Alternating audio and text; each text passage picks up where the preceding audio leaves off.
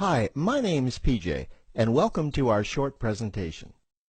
Have you ever wondered how the rich keep getting richer while broke people stay broke and the middle class seems to be shrinking?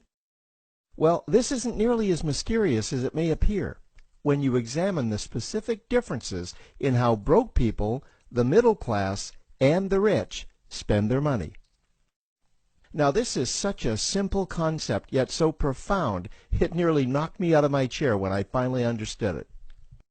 I'm going to show you exactly how the rich spend their money, and you can evaluate for yourself why they keep getting richer and the broke keep getting broker, and why the middle class remains so stressed out. Now, to get started, I'd like to review some financial terms we'll be using during this presentation.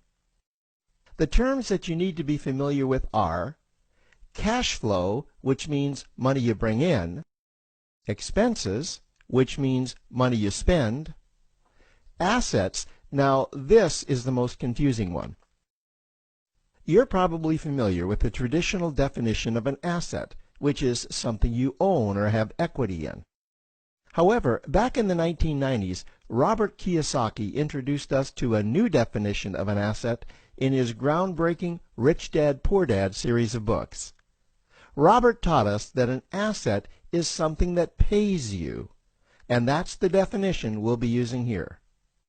Liabilities is the last term, and it's defined as things that cost you money.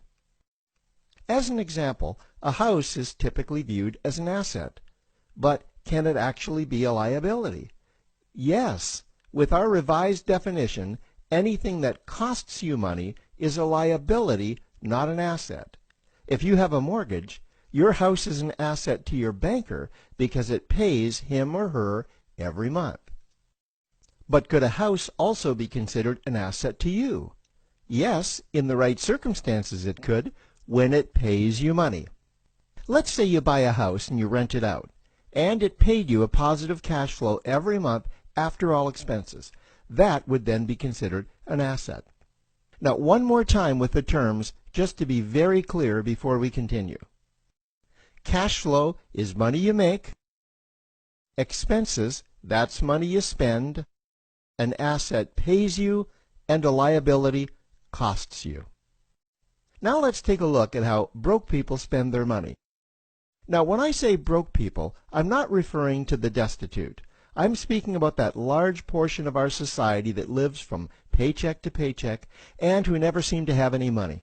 In fact, most times there's more month left at the end of their money, and I'm sure many of you can relate to that group. On payday, broke people buy what I'm going to call stuff. Well, what's stuff?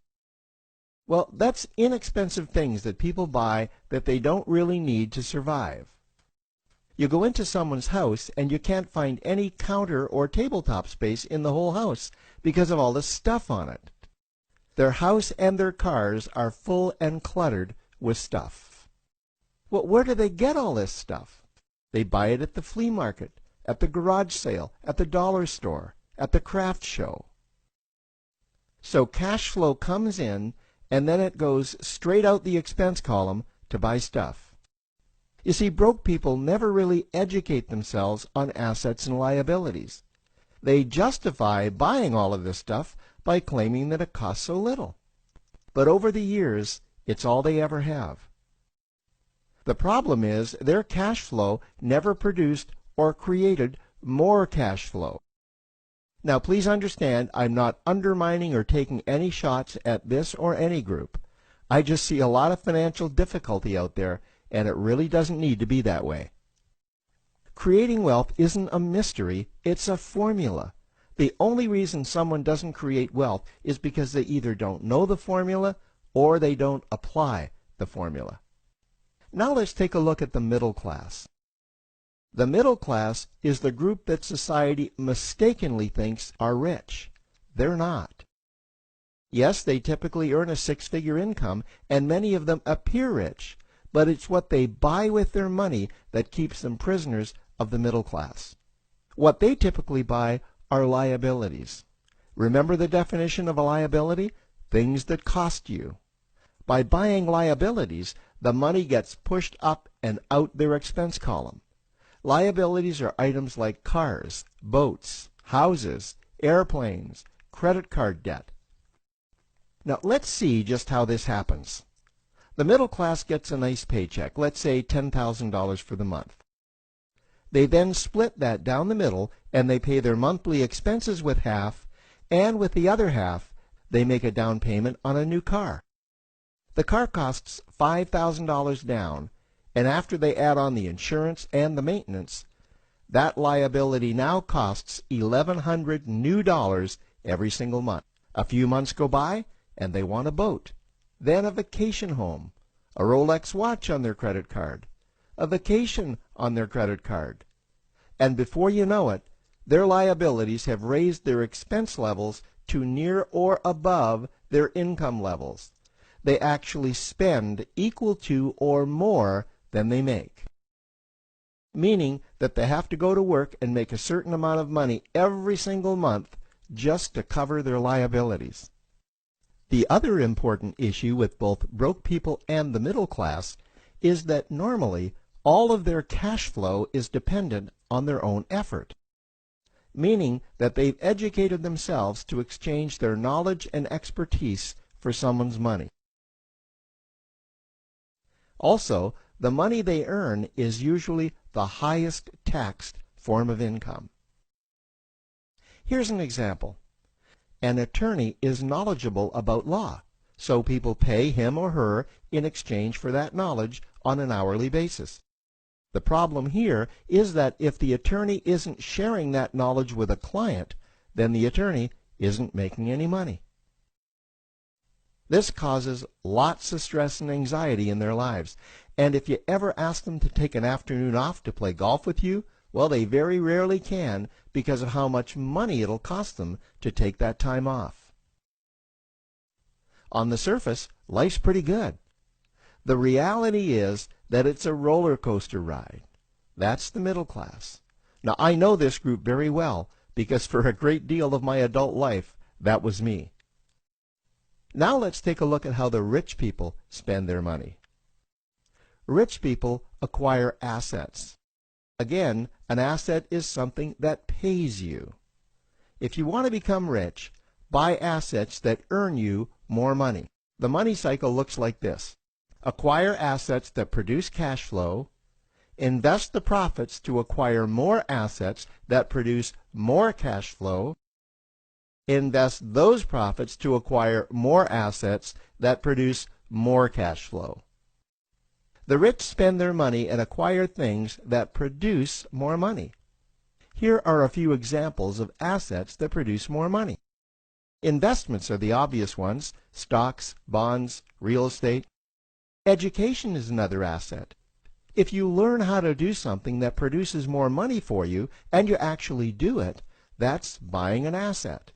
There's a great quote that goes, "If you think education is expensive, you should see how expensive stupidity is." Another example of assets you can acquire that pay you are cash-generating opportunities, especially those opportunities that can create a passive cash flow. Passive meaning that once you build it up, the money continues to flow whether you're still building it or not. Here's a small example.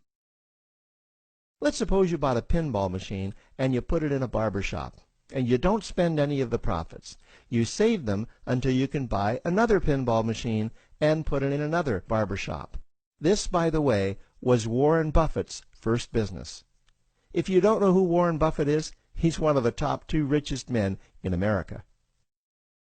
The rich are extremely eager to find those passive cash-generating opportunities because those opportunities continue to pay them month after month, year after year, long after they've stopped working the opportunity. You know, I see this happen again and again with successful entrepreneurs. They find a passive cash flow stream that they build up, and it continues to pay them month after month, year after year. They then take those profits and multiply them in another passive cash-generating opportunity, and then again in another. In conclusion, here's what I've learned over the years. you can't find these passive cash-generating opportunities unless you're open to hearing about them. Then, once you find them, you must be willing to see what fits you and then act. Now, the reason I say this is that I once answered a hokey little ad that I ended up generating 7 figures from, simply because I answered that ad and then took action. These opportunities are out there. You just need to find them. You also must be opportunistic enough that when the right situation does present itself, you don't miss it. So remember, broke people buy stuff, the middle class buy liabilities, and the rich acquire assets, preferably cash-generating opportunities that can create passive cash flow. They then take that cash flow and invest it in another asset that produces more cash flow. That's the wealth creation formula. Now, I trust you found this interesting.